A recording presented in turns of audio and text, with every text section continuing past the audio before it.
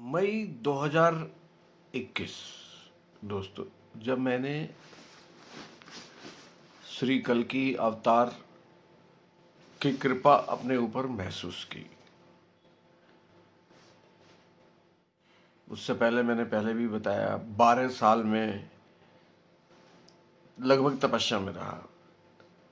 कल्कि अवतार के बारे में 5 साल तो पूरे ही ऐसा रहा कि घर वाले भी परेशान हो गए थे कि क्या हो गया है। मैं इतनी ज़्यादा ग्रंथ की नॉलेज चारों तरफ ढूंढ रहा था, कहाँ है कल्कि, कौन है कल्कि, किधर है कल्कि, कलयुग चल रहा है, जब उनका युग चल रहा है तो वो क्यों नहीं नजर आ रहे हैं। खूब बहुत सारे लोगों से मिला, बहुत कुछ, मतलब बहुत कुछ हुआ कि मेरे मेरे व्यक्तित्व में असर दिखने लग गया था। मेरे परिवार के लोगों को, मेरे दोस्तों को, सभी लोगों को कि कुछ हो रहा है।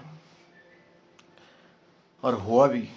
मैं काफ़ी परेशान हुआ। मेरे बहुत सारे मेरे ही सवाल थे, उनके उत्तर मुझे मिल नहीं रहे थे। फिर धीरे धीरे धीरे धीरे धीरे धीरे मुझे मेरे सवालों के उत्तर मिल गए और मेरा मन शांत हो गया।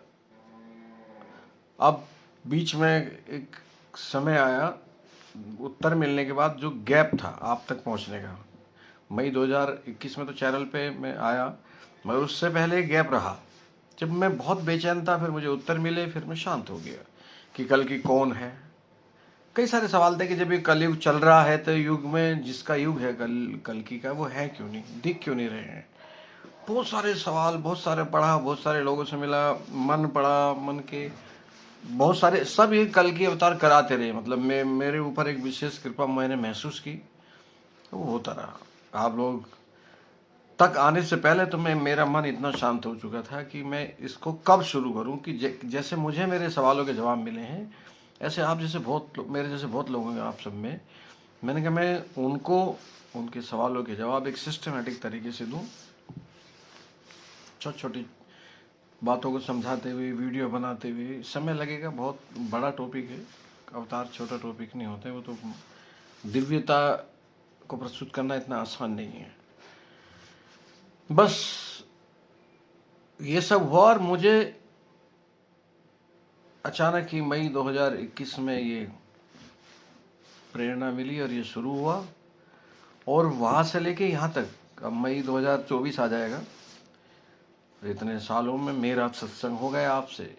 और श्री कल्कि का जो भी दिव्यता मिली आपको बताइए, आपके सामने मैं यहाँ तक पहुँच गया कि आपसे मेरा सत्संग हो गया, जुड़ा हो गया, और ये मेरी भक्ति भी हो गई आपके साथ। अब देखिए ये कारवां कितना चलता।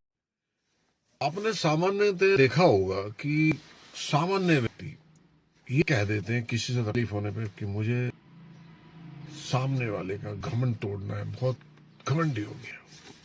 तो यानी कि, और ये आम आम बात है, यानी कि अहंकार, घमंड। उधर रावण अहंकारी था, उधर ये कलयुग में आते आते ये अहंकार ऐसा हो गया कि हर दूसरा व्यक्ति दूसरे का अहंकार तोड़ना या तोड़ना चाहता है। तो यानी कि ये होगा कि कलयुग में एक बहुत बड़ा धनुष हो गया है अहंकार का,